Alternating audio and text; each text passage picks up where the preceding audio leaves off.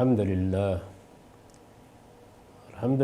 رب العالمین والصلاة والسلام علی محمد الامین اعوذ باللہ من الشیطان الرجیم بسم اللہ الرحمن الرحیم۔ خواتین و حضرات، ہم میزان حصہ اول کے پہلے باب ایمانیات کا مطالعہ کر رہے ہیں۔ اس میں اللہ تعالیٰ کی صفات زیر بحث ہیں۔ بنیادی مقدمہ یہ تھا کہ اللہ تعالیٰ کی ذات کے بارے میں تو ہمارے پاس کوئی ذریعہ نہیں ہے کہ ہم اس کی حقیقت کو سمجھ سکیں، لیکن اللہ تعالیٰ کی صفات کا کچھ پرتو بہت حقیری صحیح کسی نہ کسی درجے میں انسان پر بھی ڈالا گیا ہے۔ اس لیے یہ صفات ہیں جن کو ہم بڑی حد تک سمجھ بھی لیتے ہیں اور ان کا کچھ تصور بھی قائم کر لیتے ہیں۔ یہ جو صفات کو سمجھنے کا عمل ہے، یہ کیسے ہوتا ہے؟ میں نے اس میں یہ لکھا تھا کہ اس کے لیے یہ ضروری ہے کہ انسان اپنی عقل کو بیدار رکھے اور وحی الہی کی رہنمائی میں انفس و آفاق کے اندر خدا کی آیات پر غور کرے۔ یعنی طریقہ کیا ہے؟ پہلی چیز یہ کہ عقل بیدار ہو۔ یعنی اتنا تو واضح ہو گیا کہ صفات الہی کو ہم کسی حد تک سمجھ سکتے ہیں، لیکن کیا محض عقل سے سمجھ سکتے ہیں؟ کیا محض تجربے اور مشاہدے کی بنا پر کوئی رائے قائم کر سکتے ہیں؟ نہیں، عقل کو بیدار کرنا ہوگا اور وحی الہی کی رہنمائی میں سمجھنا ہوگا۔ اور کیسے سمجھنا ہوگا؟ کہ انفس و آفاق میں اللہ تعالیٰ کی جن آیات کا، جن نشانیوں کا ظہور ہوا ہے، وہ کیا بتا رہی ہیں۔ قرآن مجید ان کی طرف توجہ بھی دلائے گا، ان سے استنباط بھی کرے گا، ان سے جن صفات کا شعور پیدا ہوتا ہے ان کو الفاظ بھی دے گا۔ تو یہاں سب چیزیں مل کر ہمارے سامنے ایک چیز کو واضح کریں گی۔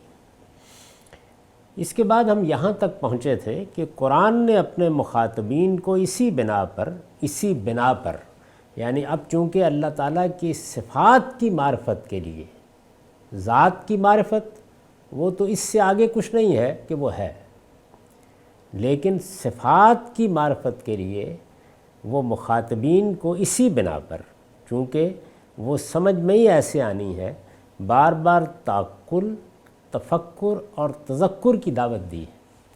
قرآن نے اپنے مخاطبین کو اسی بنا پر بار بار تعقل، تفکر اور تذکر کی دعوت دی ہے۔ یہ اب 3 اصطلاحات ہو گئیں، تعقل، تفکر اور تذکر۔ استاذ امام امین احسن اصلاحی نے ان تعبیرات کی وضاحت فرمائی ہے، وہ لکھتے ہیں، یعنی یہ وہ جگہ ہے جس کے بعد استاذ امام کے اس اقتباس کو ہم نے پڑھنا بھی ہے اور سمجھنا بھی ہے۔ وہ لکھتے ہیں، تعقل کا منشا یہ ہوتا ہے، پہلی تعبیر کیا تھی؟ تعقل۔ تعقل کا منشا یہ ہوتا ہے کہ آدمی زندگی کے معاملات میں محض جذبات، شہوات اور خواہشات کو اپنا رہنما نہ بنا لے۔ یعنی انسان ہے تو انسان کے اندر صرف چیزوں کو مجرد رکھ کر غور و فکر کرنے ہی کا معاملہ نہیں ہوتا، انسان میں اور بھی بہت کچھ ہے۔ جذبات ہیں، ابل پڑتے ہیں، شہوات ہیں، آدمی کو پاگل بنا دیتی ہیں، خواہشات ہیں، باولا ہو کے انسان ان کو پورا کرنے کے لیے نکل کھڑا ہوتا ہے۔ تعقل کا منشا یہ ہوتا ہے کہ آدمی زندگی کے معاملات میں محض جذبات، شہوات اور خواہشات کو اپنا رہنما نہ بنا لے اور نہ اوہام و خیالات کے ہاتھ میں اپنی باغ دے بیٹھے۔ یعنی جذبات مجھے دیے گئے ہیں، اس سے میری شخصیت کی تعمیر ہوتی ہے، یہ میرا حسن ہے انسان کی حیثیت سے۔ شہوات میرے بہت سے حیوانی تقاضوں کو پورا نہیں کرتی، بلکہ بقائے نسل میں ایک بنیادی محرک کا کردار ادا کرتی ہیں۔ خواہشات نہ ہوں تو اس زمین کے اوپر جو خدا نے اسکیم بنا رکھی ہے میں اس میں کوئی کردار ادا کرنے کی بجائے کسی درخت پر بیٹھا ہوا ہوتا۔ یہ خواہشات ہیں جو میرے اندر رکھی گئی ہیں اور یہ بھی تحریک دیتی ہیں۔ تو یہ ساری چیزیں بہت مثبت ہیں، لیکن تعقل کے راستے میں رکاوٹ بھی بنتی ہے، یعنی ان کا ایک پہلو مثبت ہے اور ایک منفی ہے۔ تو ان کو رہنما یہاں نہیں بنانا، اور نہ اوہام و خیالات کے ہاتھ میں اپنی باغ دے بیٹھے۔ اوہام و خیالات یہ اصل میں انسانی شخصیت کا لازمہ ہے، یعنی کوئی چیز پیدا ہو جاتی ہے اور بعض موقعوں کے اوپر وہ ایک خواب کی طرح ہوتی ہے، بعض موقعوں پر خوف کے جذبے سے پیدا ہو کر ایک صورت اختیار کر لیتی ہے، بعض موقعوں کے اوپر محض تعقل کے اس عمل کو جاری نہ رکھنے کے نتیجے میں خالی جگہ پر دیو آ جاتے ہیں۔ تو اوہام و خیالات کے ہاتھ میں اپنی باغ دے بیٹھے، بلکہ اس کے اندر خدا نے جو عقل رکھی ہے، یعنی اب یہاں جو عمل کرنا ہے وہ کیا ہے، جس کے نتیجے میں تعقل پیدا ہو جائے گا، وہ یہ کہ آپ کے پاس ایک فیکلٹی ہے، وہ کام کرتی ہے، اسے ان آفات سے نجات دلانی ہے۔ جب وہ کام کرنا شروع کرے تو آپ نے دیکھنا ہے کہ کہیں جذبات سے مغلوب ہو کر تو یہ کام نہیں کیا جا رہا، کہیں شہوات کی یورش میں تو ادھر نہیں آ رہا، کہیں ایسا تو نہیں کہ مجھ پر کوئی خواہش غلبہ پا رہی ہے، یا کوئی وہم ہے جس نے میرے وجود کا احاطہ کر لیا ہے، یا کوئی خیال ہے جس کی لذت اور جس کے ہضم میں میں یہ بات کہہ رہا ہوں۔ تو یہ ایک تطہیر کا عمل ہے جو ہر انسان کو اپنے اندر کرنا ہوتا ہے۔ اس کو کرنے کے بعد جب انسان اپنی عقل سے کہتا ہے کہ اب وہ کام کرے، بلکہ اس کے اندر خدا نے جو عقل رکھی ہے اس کو رہنما بنائے اور اس کی رہنمائی پر اعتماد کرے۔ یعنی یہ صحیح ہے کہ یہ آفات عقل کو لاحق ہیں، لیکن انسان کے اندر جو ارادہ ہے وہ اتنی بڑی اللہ کی نعمت ہے کہ وہ اگر اس کو صحیح استعمال کرے تو وہ ان تمام آفات سے عقل کو پاک کر کے، ان کی آمیزش سے عقل کو پاک کر کے صحیح راستے پر کام کرنے پہ لگا سکتا ہے۔ چنانچہ پھر وہ اس کی رہنمائی پہ اعتماد کرتا ہے۔ تفکر کا مطلب یہ ہے، دوسری اصطلاح یا دوسری تعبیر کیا تھی؟ تفکر۔ تفکر کا مطلب یہ ہے کہ نظام عالم کے قوانین و احکام اور فطرت انسانی کے مطالبات اور تقاضوں پر حکیمانہ طور پر غور کیا جائے۔ یہ چیزیں بھی سمجھ لینے کی ہے، یعنی یہ جو عالم ہے یہ ہمارے سامنے ایک نظام کے طور پر آتا ہے۔ تو یہ سوال پیدا ہوتا ہے کہ ہمارے تعلق سے، یعنی انسان کے ریلیشن سے، اس میں کیا قوانین کار فرما ہے۔ ایک تو وہ قوانین ہیں جو طبعی عالم میں ہے، لیکن ہمارے تعلق سے کیا قوانین اور کیا احکام ہیں جو اس نظام عالم میں، یعنی دنیا کا سسٹم جس طرح چل رہا ہے اس میں کار فرما ہے، اور انسانی فطرت کیا مطالبات کرتی ہے، کیا تقاضے کرتی ہے، اسے کن کن چیزوں کی بھوک لگتی ہے، کن چیزوں کی پیاس لگتی ہے، وہ کن کے لیے بیتاب ہوتی ہے، کن کے لیے اس کے اندر اضطراب پایا جاتا ہے، کن کی طرف وہ لپک کر بڑھتی ہے، کن چیزوں سے گریز کرتی ہے۔ یہ تمام چیزیں جتنے ہیں ان کے اوپر حکیمانہ طور پر غور کیا جائے۔ حکیمانہ طور پر غور کرنے کا طریقہ یہ ہوتا ہے کہ آپ چیزوں کا ریلیشن سمجھتے ہیں۔ یہ بعض جگہوں پر بہت واضح ہوتا ہے اور بعض جگہوں پر یہ تدبر کا تقاضا کرتا ہے، غور و فکر کا تقاضا کرتا ہے۔ تو تفکر کا مطلب یہ ہے، یعنی غور و فکر کر کے کوئی نتیجہ نکالنا۔ تفکر کا مطلب یہ ہے کہ نظام عالم کے قوانین و احکام اور فطرت انسانی کے مطالبات اور تقاضوں پر حکیمانہ طور پر غور کیا جائے، اور ان سے زندگی کے لیے جو اصول پیدا ہوتے ہیں، یعنی جیسے ہی غور کیا جائے گا تو جو چیزیں سامنے آئیں گی ان سے اصول پیدا ہوں گے۔ انسانی عقل کا معاملہ یہ ہے کہ اس کے پاس جو علم کے ذرائع ہیں ان میں سب سے بنیادی چیز کیا ہے؟ تجربہ اور مشاہدہ۔ یعنی ظاہر ہے کہ ہمیں کچھ حواس دیے گئے ہیں، ہم دیکھ سکتے ہیں، ہم سن سکتے ہیں، ہم سونگھ سکتے ہیں، ہم چکھ سکتے ہیں، ہم چھو سکتے ہیں۔ یہ جو حواس ہمیں دیے گئے ہیں یہ اصل میں خارج سے ہمارا ربط پیدا کرتے ہیں، اور جب خارج سے ربط پیدا کرتے ہیں تو اس سے کچھ مقدمات وجود پذیر ہو جاتے ہیں۔ یعنی انسان کے اندر جو اضطراری علم دیا گیا ہے وہ اشیاء پر حکم لگاتا ہے اور مقدمات پیدا ہو جاتے ہیں۔ ان مقدمات سے اصول کا استخراج کرنا، یعنی اصول نکال لینا، قوانین دریافت کر لینا، اصول مل جائے تو اس کی فرع تلاش کر لینا، اس کے لیے انسان کو عقل جیسی نعمت دی گئی ہے۔ جو اصول پیدا ہوتے ہیں ان کو پوری سچائی اور ایمانداری کے ساتھ تسلیم کیا جائے، یعنی یہ ہوگا، اصول سامنے آئیں گے۔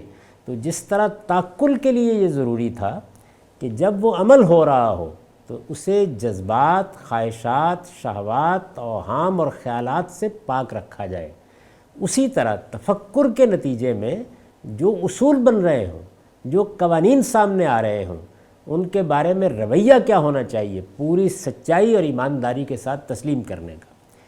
تذکر کا مطلب یہ ہے کہ آدمی جن بدیہات پر یقین رکھتا ہے، بدیہات کیا ہیں؟ یعنی وہ چیزیں کہ جو انسان کے اندر جو اضطراری علم ہے اس سے وجود پذیر ہو جاتی ہیں، وہ کسی استدلال کا تقاضا نہیں کرتی، ان کے ہاں عقلی طور پر کوئی استنباط کرنے کی ضرورت نہیں ہوتی، ان میں استخراج یا ڈیڈکشن کا عمل نہیں ہوتا، ان میں اگر زیادہ سے زیادہ کوئی چیز ہوتی ہے تو کیٹیگرائزیشن کے لیے یا ان کی تقسیم کے لیے یا ان کو اصناف میں الگ الگ کرنے کے لیے آپ اگر کچھ کرتے ہیں تو ایک طرح کا استقراء کرتے ہیں۔ تو یہ جتنی چیزیں ہیں یہ بدیہات کہلاتی ہیں، یعنی جو عقل و استدلال کا تقاضا نہیں کرتی، بلکہ وہ اضطراری علم جب خارج سے متعلق ہوتا ہے تو وہ چیزیں وجود میں آ جاتی ہیں۔ تذکر کا مطلب یہ ہے کہ آدمی جن بدیہیات پر یقین رکھتا ہے ان بدیہیات کو جذبات و شہوات کی ہلچل کے اندر بھی یاد رکھے، یعنی اب وہ جذبات بعض اوقات اندھا کر دیتے ہیں۔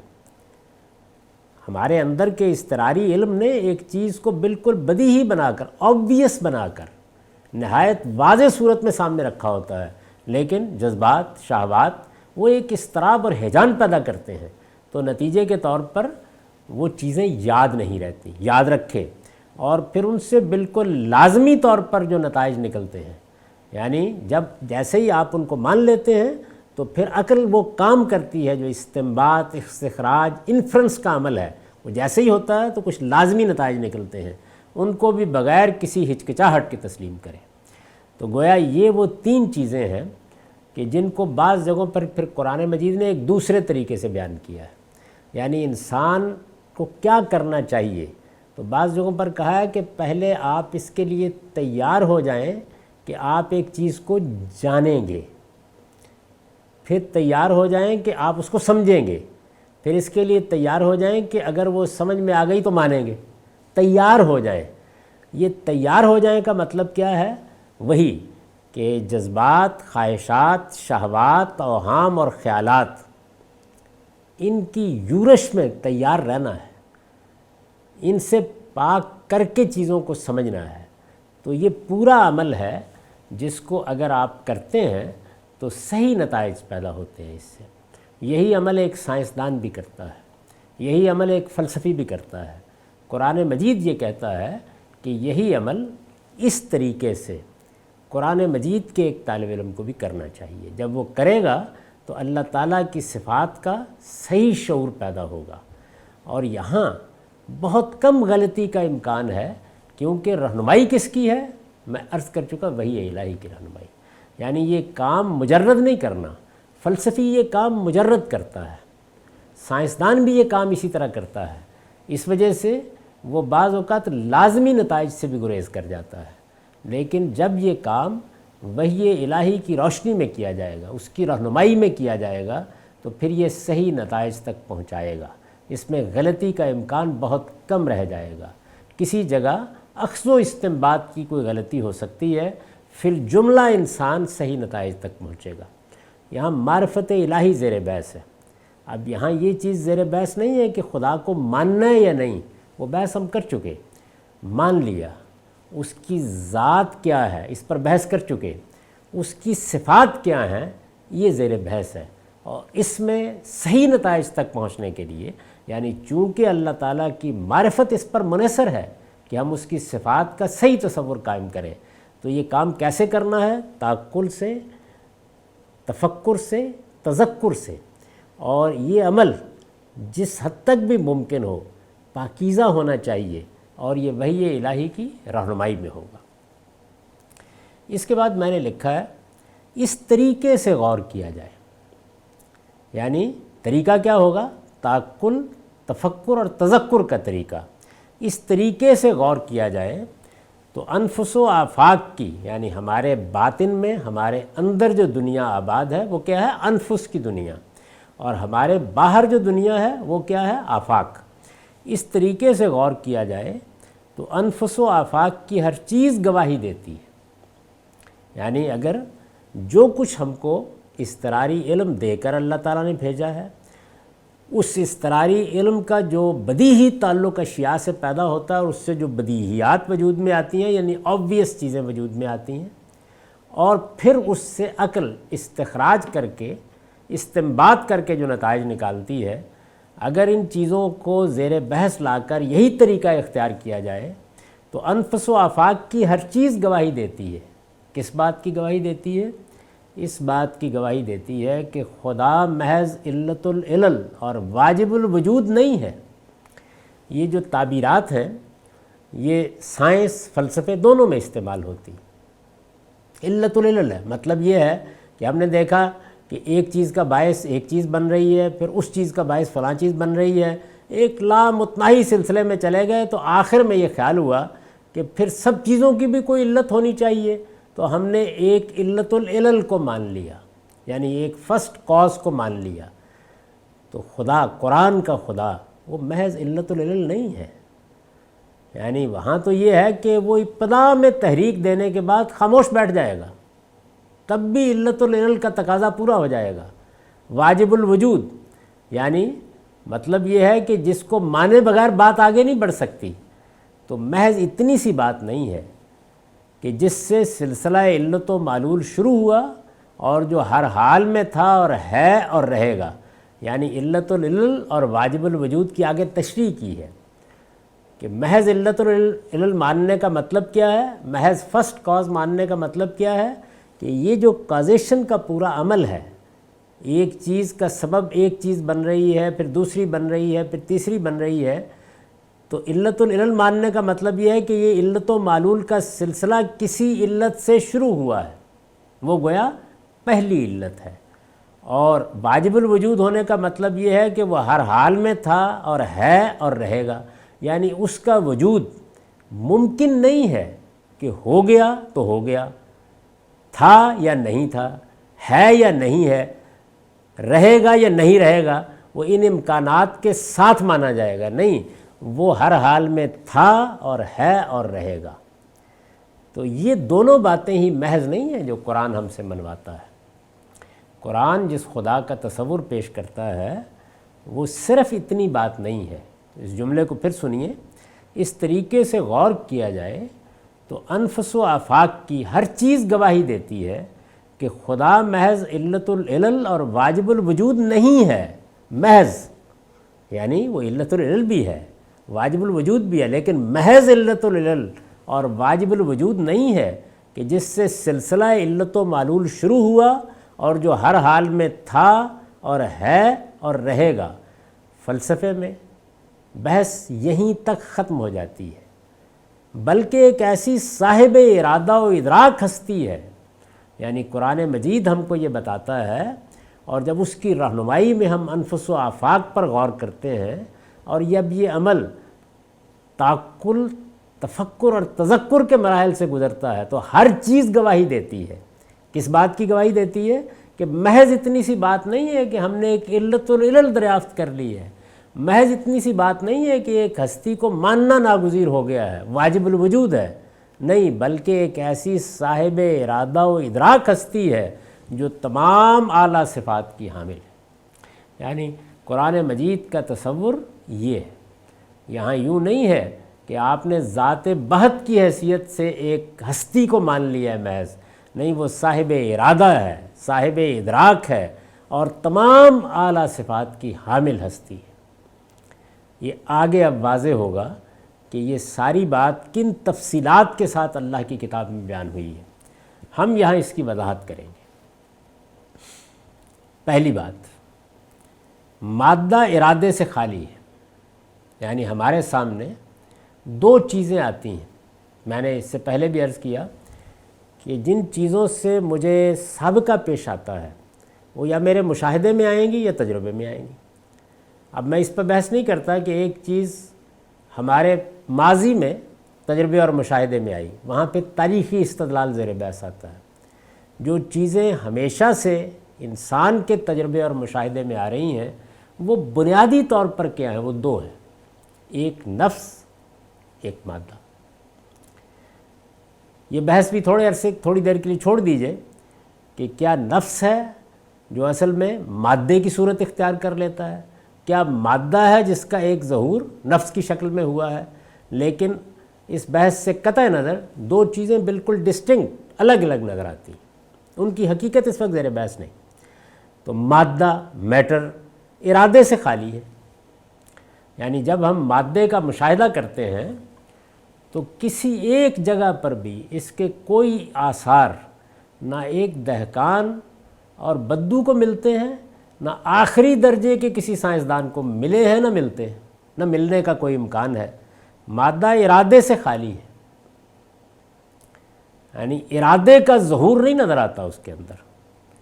یہ کیا چیز ہے؟ یہ ہمارے ازلی مشاہدے کا نتیجہ ہے۔ جتنا کچھ بھی مشاہدہ ہم نے کیا ہے، اور اس کے لیے کوئی ماضی کی داستان اور اس کے اوراق کی الٹنے کی ضرورت نہیں ہوتی، ہم ہر روز کرتے ہیں، سائنسدان بھی کر رہے ہیں، عامی بھی کر رہے ہیں، عامی و عارف سب اس حقیقت کو اپنے مشاہدے میں پاتے ہیں۔ یعنی جیسے ایک شخص آپ کو یہ کہتا ہے کہ آپ تجربہ کر کے دیکھ لیجئے، پانی اپنی سطح ہموار رکھتا ہے، باہر نکل کے دیکھ لیجئے آفتاب ضو پاشیاں کر رہا ہے، آسمان پر تارے چمک رہے ہیں۔ بالکل اسی طرح سادہ مشاہدہ بھی اس بات پہ حجت قاطع ہے، اور سائنسی مشاہدہ بھی اس پر حجت قاطع ہے کہ مادہ ارادے سے خالی ہے، وہ علم و عقل سے بھی خالی ہے، یعنی وہ علم و عقل سے بھی خالی ہے۔ اس پر علم و عقل کا ظہور ہو رہا ہے، اس پر ارادے کا ظہور ہو رہا ہے، وہ اپنی ذات میں ہمارے مشاہدے کی حد تک ایک منفعل وجود ہے۔ یعنی منفعل وجود ہے، وہ کسی جگہ کے اوپر انیشیٹو لے کے نہ ارادے کا ظہور کرتا ہے اور نہ علم و عقل کا۔ نفس کا علم و ارادہ اور دوسرے قوا بھی اس کے ضعف و نسیان اور قلت عزیمت کی وجہ سے اس کے ذاتی نہیں ہو سکتے، لیکن انسان پلٹ کے کہہ سکتا ہے کہ مادہ تو ارادے سے بھی خالی ہے، یہ چیز بالکل واضح ہے، تجربے اور مشاہدے میں آتی ہے، علم و عقل سے بھی خالی ہے۔ لیکن نفس کا معاملہ تو یہ نہیں ہے، یعنی نفس جانتا بھی ہے، وہ ارادہ بھی کرتا ہے، اور اسی طرح بعض اور قوتیں بھی رکھتا ہے۔ یہ ابھی ہم کہہ رہے تھے، اس میں جذبات بھی ہیں، اس میں شہوات بھی ہیں، اس میں اوہام و خیالات کے منابع بھی ہیں، وہ تعقل کا کام بھی کرتا ہے، بہت سے قوا ہیں اس کے اندر۔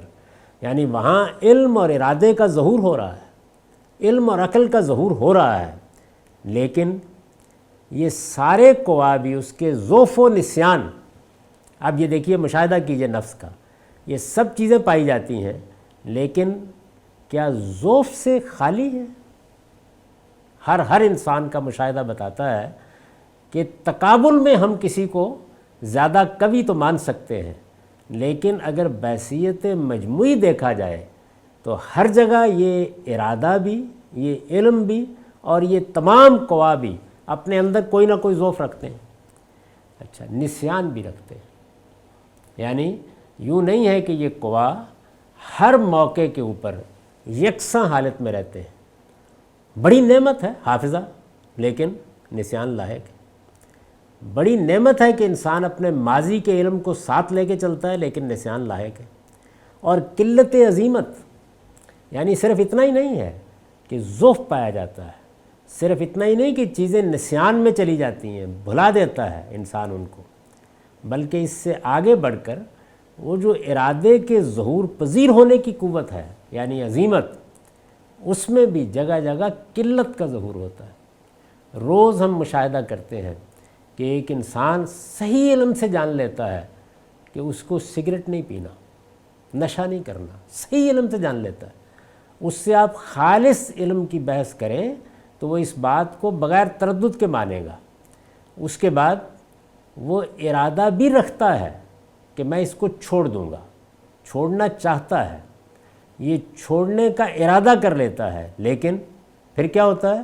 قلت عزیمت، یعنی چند قدم چلتا ہے اور ڈھہ جاتا ہے۔ تو ہمارے قوا میں ضعف ہے، نسیان ہے اور قلت عزیمت ہے۔ تو اس کا مطلب یہ ہے کہ نہ یہ علم میرا ذاتی ہے، نہ یہ ارادہ میرا ذاتی ہے، اور نہ یہ عظیمت میری ذاتی ہے، کچھ بھی ذاتی نہیں۔ یعنی یہ کسی کا دیا ہوا ہے اور اس نے تھوڑا سا دیا ہے، کسی کا دیا ہوا ہے، اور یہ وَمَا أُوتِيتُم مِّنَ الْعِلْمِ إِلَّا قَلِيلًا کا مصداق ہے، اس سے زیادہ کچھ نہیں۔ تو انسان کے ہاں جو نفس ہے بڑی غیر معمولی چیز ہے، یعنی اپنا شعور رکھتا ہے۔ آپ اس کی ترک تازیاں دیکھیے، آپ اس کے معجزے اور کرشمے دیکھیے، آپ اس کی شانوں کا ظہور دیکھیے، یعنی انفرادی شخصیات میں دیکھیے، صلاحیتوں میں دیکھیے، تہذیبوں کی تشکیل میں دیکھیے، تاریخ کے ادراک میں دیکھیے، علوم کی تدوین میں دیکھیے، سائنسی اکتشافات میں دیکھیے، تو بظاہر بڑی مروب کن صورتحال ہے، لیکن اندر اتر کے تجزیہ کیجئے اس علم کا اور اس ارادے کا، تو صاف معلوم ہو جائے گا کہ اس میں ضعف بھی ہے، نسیان بھی ہے اور قلت عظیمت بھی ہے۔ چنانچہ ان میں سے کوئی چیز بھی ذاتی نہیں ہو سکتی، کیونکہ اگر یہ ذاتی ہے یعنی میں اس ارادے کا خالق ہوں، تو میں اس میں ضعف کیوں گوارا کروں گا؟ میں اس ارادے اور علم کا خالق ہوں تو اس میں نسیان کیوں پیدا ہونے دوں گا؟ یعنی میں تو جب میں خود خالق ہوں تو کامل ترین چیز کی تخلیق کروں گا۔ تو اس کا مطلب کیا ہے کہ یہ سب کے سب ذاتی نہیں ہو سکتے، لیکن دونوں سے ایسے غیر معمولی فوائد اور عجیب و غریب تغیرات پیدا ہوتے ہیں۔ دونوں سے کیا مراد؟ مادے سے بھی اور نفس سے بھی۔ یعنی آپ یہ دیکھیے کہ ہم نے مادے کی تحلیل کی تو معلوم ہے ارادے سے خالی ہے، علم و عقل سے بھی خالی ہے، اس میں دو رائے نہیں ہو سکتی۔ نفس کی تحلیل کی تو علم بھی تھا، ارادہ بھی تھا، لیکن یہ واضح ہو گیا کہ ذاتی نہیں ہو سکتا۔ ذاتی نہیں ہے، لیکن اس کے باوجود مادے سے بھی اور نفس سے بھی ایسے غیر معمولی فوائد اور عجیب و غریب تغیرات پیدا ہوتے ہیں جو کوئی اندھی اور بحری طاقت ہرگز پیدا نہیں کر سکتی۔ یعنی یہ نہیں ہو سکتا کہ مادے میں یہ آپ سے آپ ہو جاتا ہے، یا نفس میں آپ سے آپ یہ چیزیں وجود پذیر ہو جاتی ہیں، یہ نہیں ہو سکتا۔ کیوں؟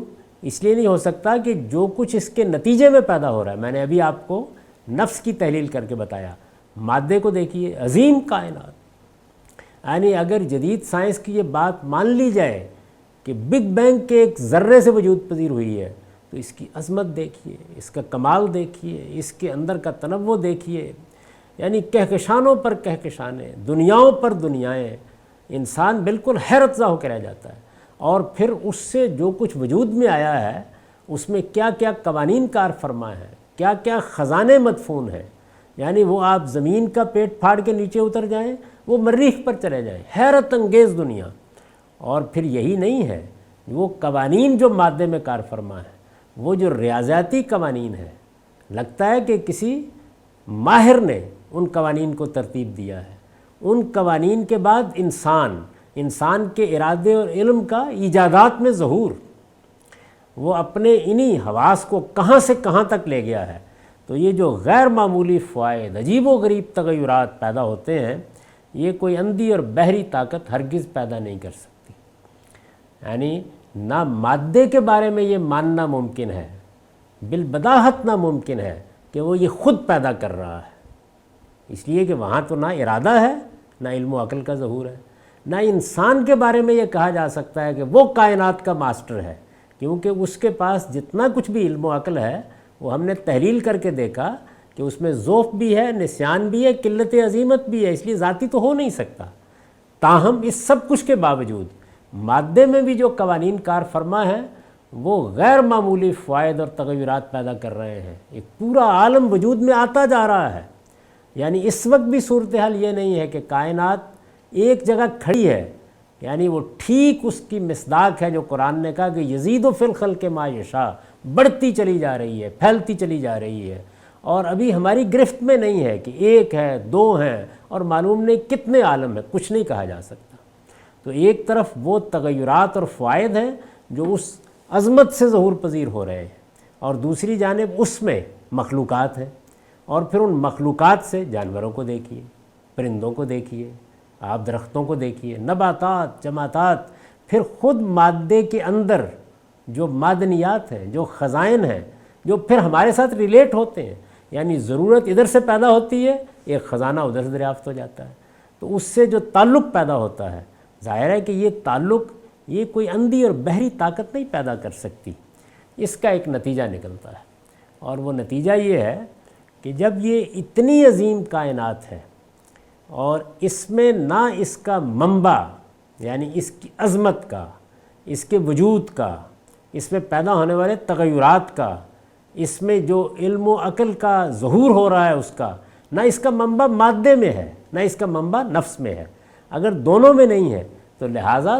دونوں مخلوق ہیں، یعنی کسی نے بنا دیا ہے ان کو، ان میں سے کوئی بھی آپ اپنا خالق نہیں ہے، یہ لازمی نتیجہ ہے۔ اور اگر یہ مخلوق ہے یعنی بنے ہوئے ہیں، یہ ایک منفعل ہستی ہیں، اگر ان پر کسی اور کا ارادہ کام کر رہا ہے، کسی اور کا علم کام کر رہا ہے اور یہ بدیہی ہے، تو پھر یہ مخلوق ہے، اور ہر مخلوق اپنے لیے خالق کا تقاضا کرتی ہے۔ یعنی جب آپ مان لیتے ہیں کہ یہ مخلوق ہے تو پھر عقلی طور پر ماننا پڑے گا کہ مخلوق خالق کے بغیر نہیں ہو سکتی۔ اب دیکھیے سورہ طور کی 35-36 آیت میں قرآن کیا کہتا ہے، ام خلقوا من غیر شیء ام هم الخالقون ام خلقوا السماوات والارض بل لا یوقنون۔ ان سے پوچھو، آخرت زیر بحث ہے سورہ طور میں، ان سے پوچھو یہ آخرت کو نہیں مانتے، تو اب سوال کیا ہے کیا یہ بغیر کسی خالق کے پیدا ہو گئے ہیں یا آپ ہی اپنے خالق ہیں؟ یعنی آپ دیکھیے سوال کیا ہے، یہ اپنے وجود کی تحلیل کر کے دیکھیں، یہ مخلوق ہے، مخلوق خالق کے بغیر نہیں ہو سکتی، تو کیا خود خالق ہے؟ نہیں، اس کا بھی کوئی سوال نہیں ہے۔ تو لازمی نتیجہ کیا نکلا کہ مخلوق ہیں، ان کا خالق ان سے ماورا ہونا چاہیے، یا زمین اور آسمانوں کو انہوں نے پیدا کیا ہے، ہم خلق السماوات والارض، یعنی اپنے اوپر نگاہ کریں، پہلے نفس کی طرف توجہ دلائی ہے، پھر اس کے بعد فرمایا اچھا زمین و آسمان پر، اس عالم پر نگاہ ڈال کے دیکھیں، نہیں یہ بات نہیں ہے، یعنی ایسا نہیں ہے کہ یہ خود پیدا ہو گئے ہیں، ان کا کوئی خالق نہیں ہے، یہ آپ ہی اپنے خالق ہیں، یا زمین و آسمان کو انہوں نے پیدا کیا ہے۔ یہ کیوں کہا انہوں نے پیدا کیا ہے؟ اس لیے کہ مادہ تو عقل اور ارادے سے خالی ہے، تو اگر کہیں شبہ ہو سکتا تھا تو ایک باشعور اور کسی حد تک علم و ارادہ رکھنے والی مخلوق کے بارے میں ہو سکتا تھا، وہ کون سی ہے؟ اب تک کی تمام مخلوقات جو ہم نے دیکھی ہیں ان میں انسان ہے، تو اس لیے انسان کو کہا ہے کہ اچھا کیا یہ کہہ رہے ہو کہ تم نے پیدا کر دی ہے؟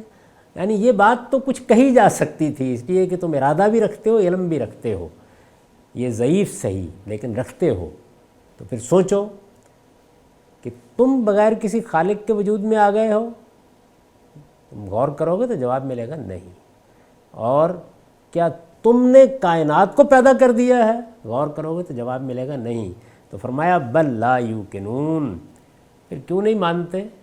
نہیں، بلکہ یہ یقین نہیں رکھتے، یعنی بے یقینی میں مبتلا ہو گئے، اور غلامی سے بدتر ہے بے یقینی، یعنی انسان گریز اور فرار چاہتا ہے بعض حقائق سے، اس کے اسباب یہاں زیر بحث نہیں ہے کیوں چاہتا ہے، ورنہ یہ سیدھا سادہ مقدمہ ہے کہ مادہ ارادے سے خالی ہے، وہ علم و عقل سے بھی خالی ہے، نفس کا علم و ارادہ اور اس کے تمام دوسرے قوا ضعف، نسیان اور قلت عزیمت رکھتے ہیں، اس کے ذاتی نہیں ہو سکتے، لیکن جس علم اور ارادے کا ظہور ہو رہا ہے نفس سے بھی اور مادے سے بھی، وہ حیرت انگیز ہے، لہٰذا دونوں مخلوق ہیں اور ہر مخلوق اپنے لیے خالق کا تقاضا کرتی ہے۔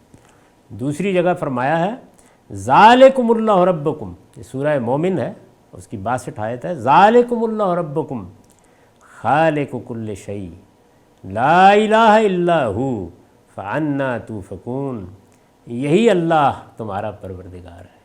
یعنی اب ظاہر ہے کہ جب یہ مقدمہ قائم ہو گیا تو پھر اس کے بعد تمہارا اللہ کون ہے، کون پروردگار ہے؟ وہی جو خالق ہے۔ یعنی جب یہ واضح ہو گیا کہ تم مخلوق ہو، اور جب یہ متعین ہو گیا کہ کائنات بھی مخلوق ہے، تو ہر مخلوق کا ایک خالق ہونا چاہیے۔ میں پھر ایک مرتبہ توجہ دلا دوں، اس سے پہلے یہ بحث ہو چکی ہے، قرآن مجید کا مقدمہ یہ نہیں ہے کہ ہر چیز کا ایک خالق ہونا چاہیے، جس پر یہ سوال کیا جاتا ہے بعض اوقات کہ پھر خدا کا خالق کون ہے۔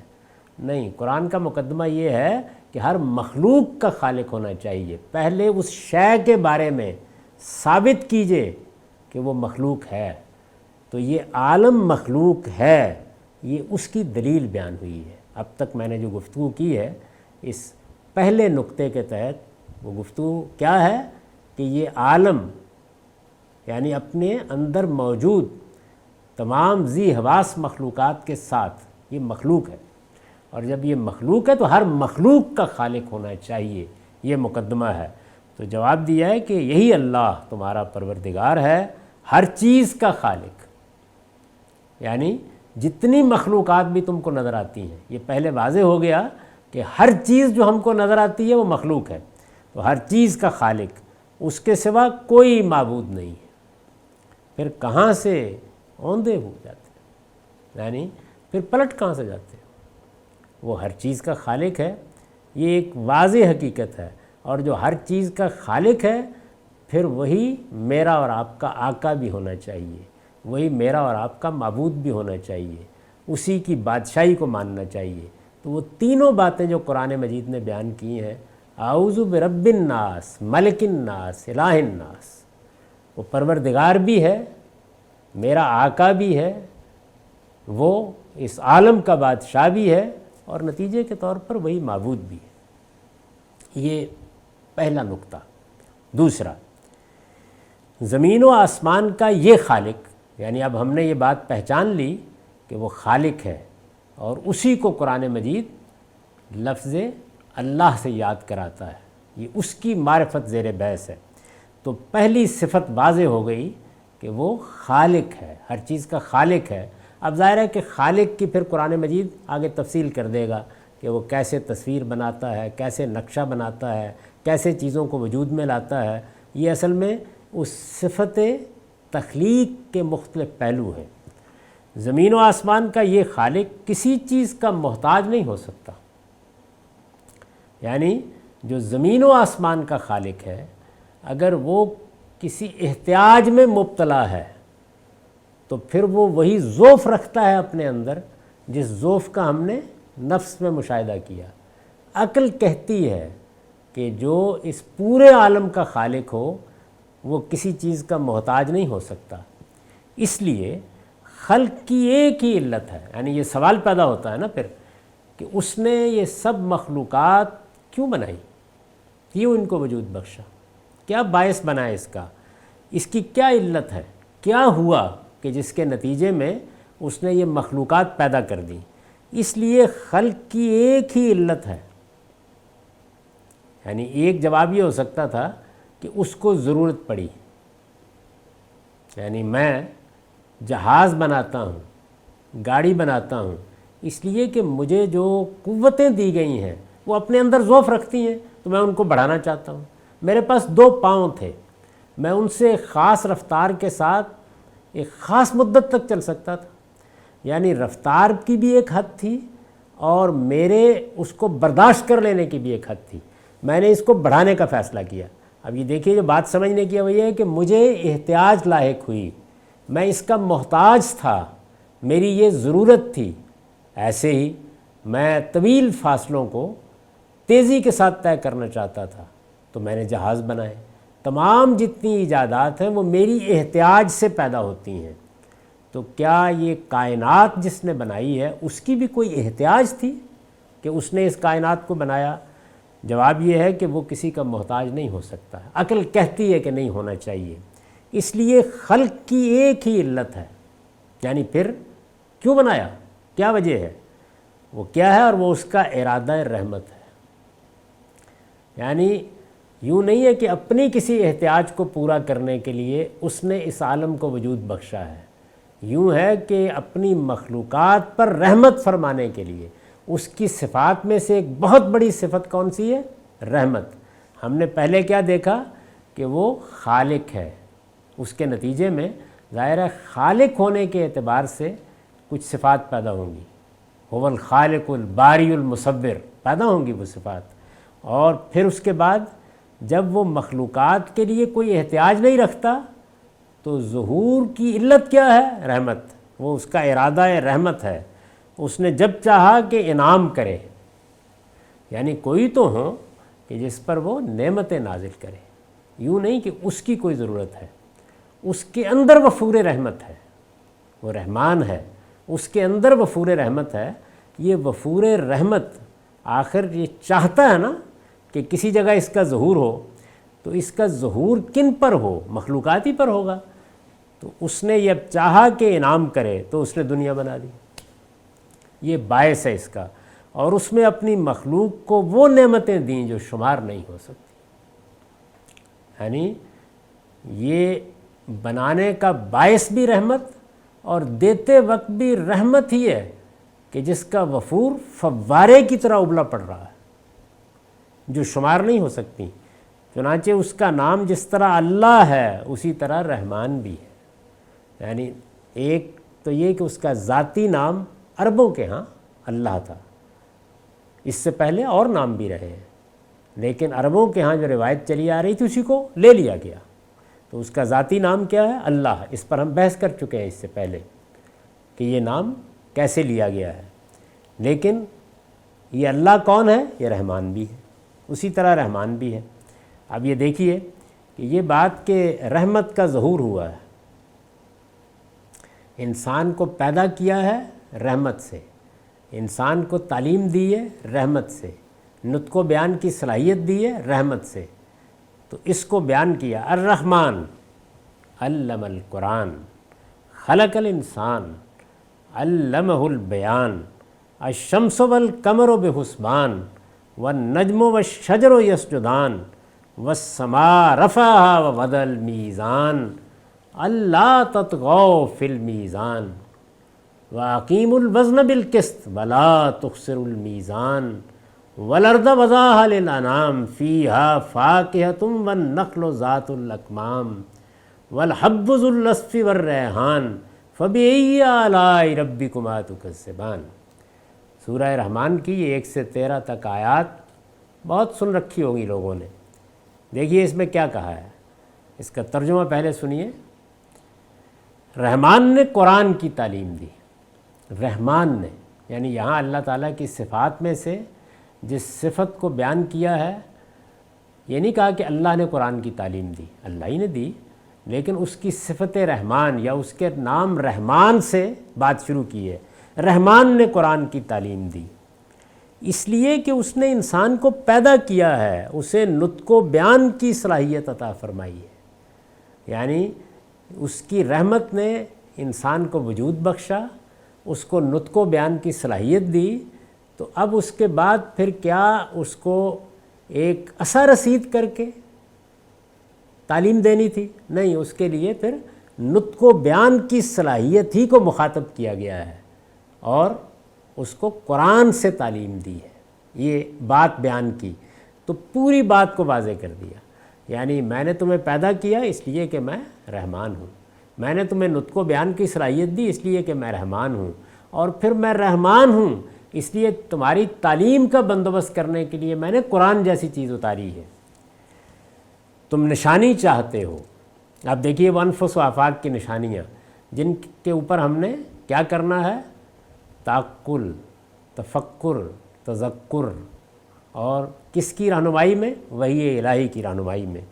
تم نشانی چاہتے ہو تو دیکھو، اب فرمایا سورج اور چاند ایک حساب سے گردش میں، دیکھیے اب انفس و آفاق کی نشانیوں کی طرف توجہ دلائی جا رہی ہے، اور تارے اور درخت سب سجدہ ریز ہیں، سجدہ ریز ہیں، یہ تعبیر ہے اس بات کی کہ سب خدا کے قانون کی پابندی کر رہے ہیں، اور اس نے آسمان کو اونچا کیا اور اس میں میزان قائم کر دی، یعنی یہ پوری کی پوری کائنات ایک میزان پر کھڑی ہے، مجال نہیں ہے کہ کہیں کوئی ادنا درجے میں پلڑا جھک جائے، ہر چیز کے لیے جو قاعدے مقرر کر دیے گئے ہیں ان پر کھڑی ہے کہ اپنے دائرہ اختیار میں تم بھی میزان میں خلل نہ ڈالو اور انصاف کے ساتھ سیدھی تول تولو اور وزن میں کمی نہ کرو۔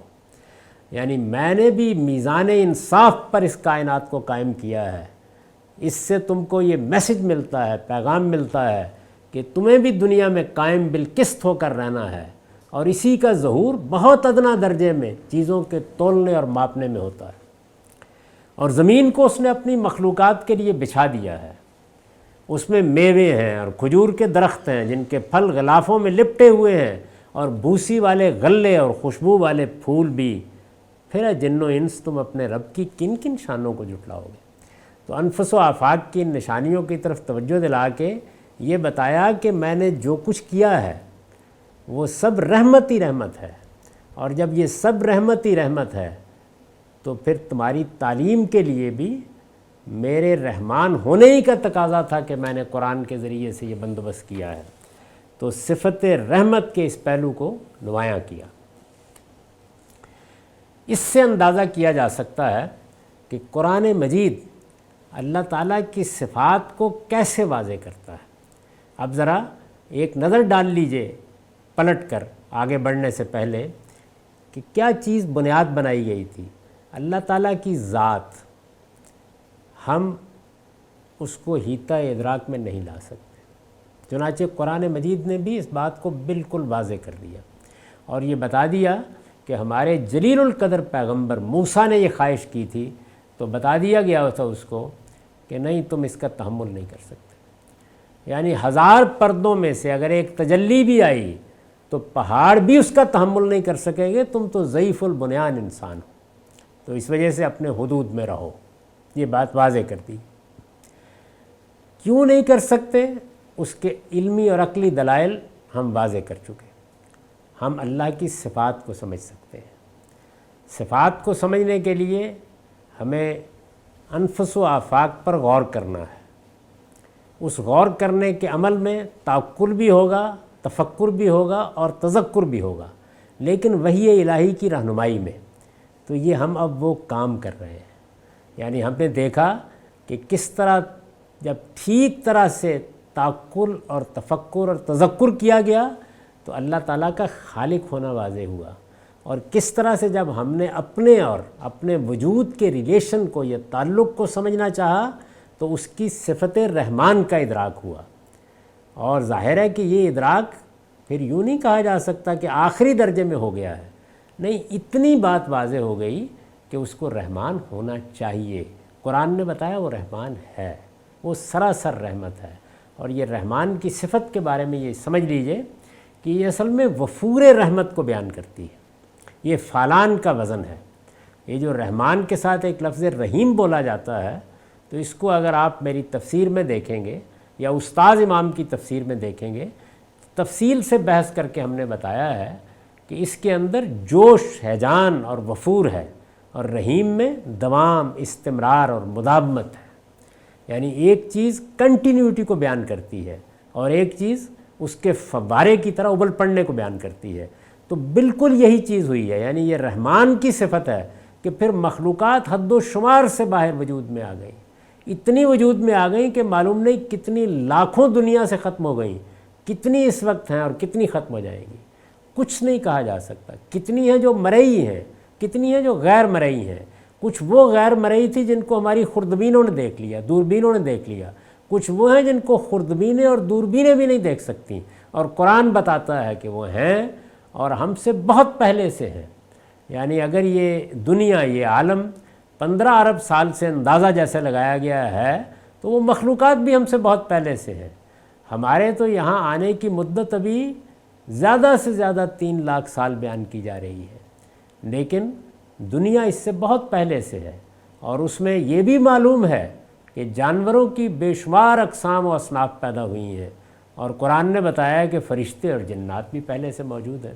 یعنی باشعور مخلوقات بھی ہیں اور یہ دوسری مخلوقات بھی ہیں کہ جو ایک نظارہ فراہم کرتی ہیں، جو اس میں حسن پیدا کرتی ہیں، جن سے ہم بھی حظ اٹھاتے ہیں، اور کیا بعید ہے کہ فرشتے اور جنات بھی اٹھاتے ہوں۔ تو یہ بتایا گویا کہ یہ پورا کا پورا عالم یہ بتا رہا ہے کہ یہ رحمت کا وفور ہے جس سے یہ ظہور پذیر ہوا ہے، اور یہی ہے کہ جو تعلیم کا، انبیاء کے آنے کا، قرآن مجید کے نزول کا باعث بن رہا ہے۔ اس کے بعد ہم آگے کے مباحث کو اگلی نشست میں دیکھیں گے۔ اقول قولی ھذا واستغفر اللہ لی ولکم ولسائر المسلمین۔